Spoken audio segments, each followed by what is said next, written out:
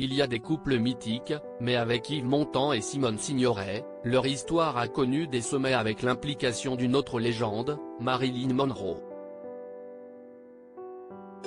Les trois stars sont en effet les protagonistes d'une romance digne d'un scénario de film.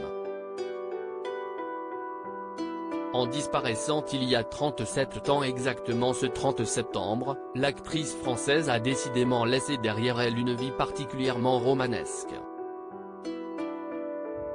Nous sommes à la fin des années 1950. Simone Signoret a tourné en Angleterre dans les chemins de la Haute-Ville sous la direction de Jack Clayton. Mariée depuis 1951 avec Yves Montand, elle part avec lui en direction des États-Unis. S'ils sont très populaires en France, les amoureux fréquentent de l'autre côté de l'Atlantique les plus grands noms, comme celui d'Arthur Millet. Le dramaturge vient d'épouser Marilyn Monroe et l'amitié entre les deux couples de stars débute. Montand et Signoret s'installent à Los Angeles au Beverly Hills Hotel et sont logés dans des bungalows mitoyens à ceux d'Arthur Millet et Marilyn. Cette dernière apprécie tout particulièrement son collègue français.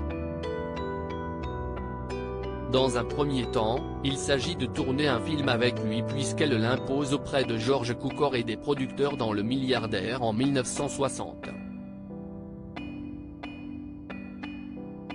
Une époque fantastique en termes de cinéma pour les deux comédiens français puisque c'est en 1960 que Simone Signoret remporte l'Oscar de la meilleure actrice dans Les Chemins de la Haute-Ville.